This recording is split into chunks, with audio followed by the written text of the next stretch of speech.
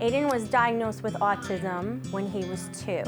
I knew that something was wrong with him when he wasn't speaking. He was diagnosed at 18 months. I had no idea what autism was, wasn't sure what it meant or what we needed to do. Of course, devastated. I remember thinking a complete stranger has just broken my heart and really shattered what you hope for the future of your child. You have all these hopes for their future, that they'll get married, study something in college they love, and have this great happy life, and all of a sudden you're like, oh, I'm not sure what my child will be able to do. I'm not sure if my child will ever leave home. The world goes black and you say nothing's ever going to be the same, and all of your hopes and dreams for that child have been stolen away.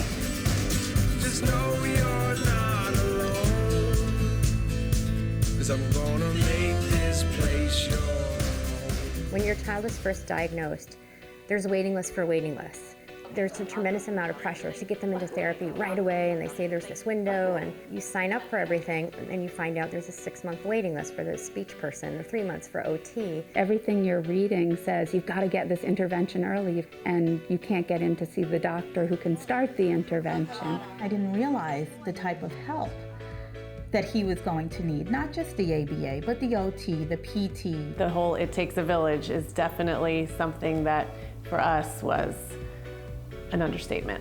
For Aiden, my oldest son, he's 10 years old and he has severe autism, and it takes his behaviorist, his speech therapist, his occupational therapist, his physical therapist. Most kids have a wonderful team of teachers, therapists, OT, PT. It takes a lot for people to get the best out of a child with autism. How many is that? At least 10 of us already, and it's constant work all the time. The people who get involved with people on the spectrum are just such wonderful individuals. They go out of their way to do something special for somebody who really needs their help. You know, without all of those people, Jack would still be nonverbal and disruptive and not eating and escaping our house in the middle of the night. Don't you worry, child. She has got a plan for you. The amount of people that we've had over the last 7 years come into his life, they've all touched us, they've all touched him, each in their own special way. So I'm very grateful to all those people.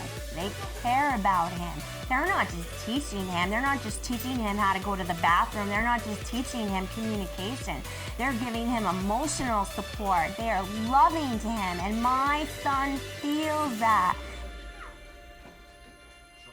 In my opinion, I think setting high standards is important. Like, I know that, you know, my guys are, they have a classification of autism, but you know, that doesn't mean that we're going to let things go, and they're going to have to become productive members of society, whether it be, you know, at 15 years old, 21, 31, they're going to have to do it.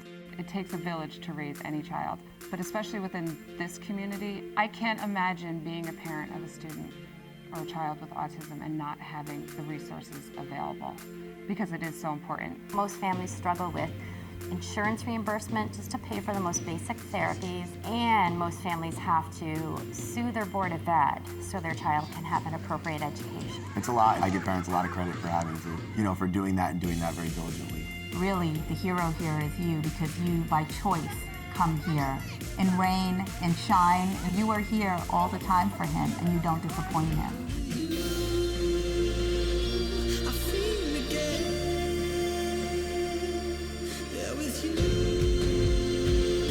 Now, we had neurologists, behaviorists, every test you could take, IQ testing, that told us that Jack was in the bottom 10% of the nation, and that he was categorized as mentally retarded. After just 1 year at the school, he took his first standardized state test. He tested proficient and advanced proficient in his age level. The teachers are just so loving of all the students. They basically are like their own children. It really is a very different experience being a parent of a child with special needs than it is for parenting neurotypical kids. It's amazing that they get through their day and they can never rest.